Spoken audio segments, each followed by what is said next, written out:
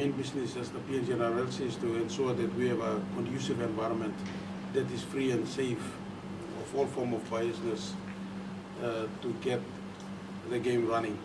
We want to have create an environment that people want to come to, families want to come to, kids can come, mothers can come, everyone involved to come and watch the game, support their favorite team going out and playing. That's been the message that we've been always embarking on, and it remains the same this year. Even with the pandemic, the stories about the sickness and the disease has taken its toll on our average Papua New Guineans. Everyone is talking about the disease, and it's creating a lot of fear, anxiety, confusion. We want to bring rugby league operates not in a vacuum, but in an area where there's people. And we want to bring that hope back to the people, that they can come and have something to fill their minds with, refresh themselves over the weekend and get back to work on Monday.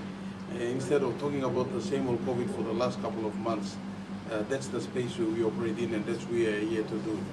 For us to deliver and put off this sort of event, it needs a lot of commitment and work at the back end. It doesn't come easy. As you know, we have a lot of protocol work that's been done, and you're all aware of those protocols. For this game to happen and to happen properly, writing those protocols and developing them is one part of it. But really implementing and servicing it to make it happen remains the challenge that we look out to like-minded partners to help us deliver and ensure those standards.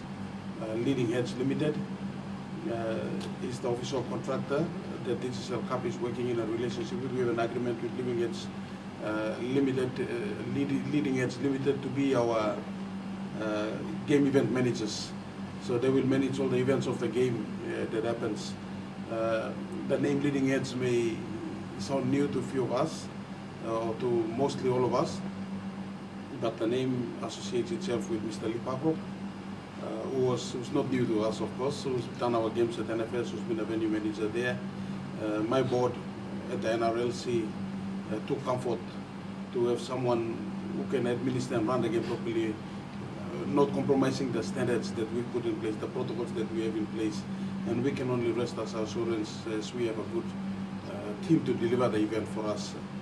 It's our challenge and mission to ensure that we deliver according to those standards. We have the capability and experience to do that, and we'll be working closely with all the stakeholders necessary to deliver quality games that are compliant.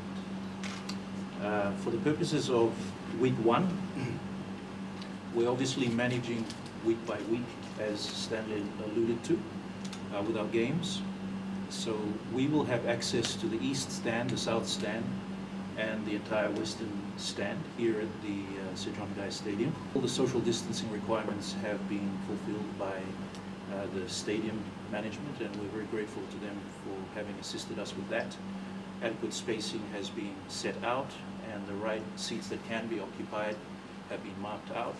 So we have a net figure of about 3,500 that will be allowed to be seated. That also dictates the number of tickets that we'll have available for sale. We request the cooperation of public and the patience of the public. As you know, there's social distancing requirements, so wherever there's lines, we're going to have to ensure those 1.5 meters are enforced. And this will take time. So in light of that, we're ensuring that we're open gates at 10 o'clock in readiness for a 1 p.m. kickoff for the first game. What we'll be doing is having a setup whereby the fence line opposite Vision City will be used as a space to make tickets available to the general public, and that will be the only location where you can purchase the tickets.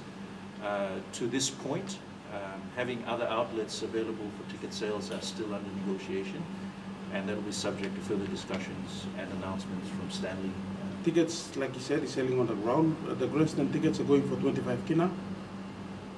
The north-south or southwest and the northwest, which are the wings to the grandstand, they go for 20 kina. The eastern stand, which is opposite the grandstand, that's for 15 kina. The southern stand, which is towards the in goal, for 10 kina. Adrian Chow and his team are managing it. Adrian is also the president of Rugby League, so he's got his team on the ground. So he's also got a team that he partners with to deliver the event. So he's got a hands on it. So, but the tickets, we are doing the same tickets here. We're sending them over. The passes and accreditation are the same passes and accreditation we're doing here and sending them over. The protocols are the same protocols. It's a duplicate of what we are doing here that's done there, and we are helping him to do these things together. But he's got his own team that is running the event as well.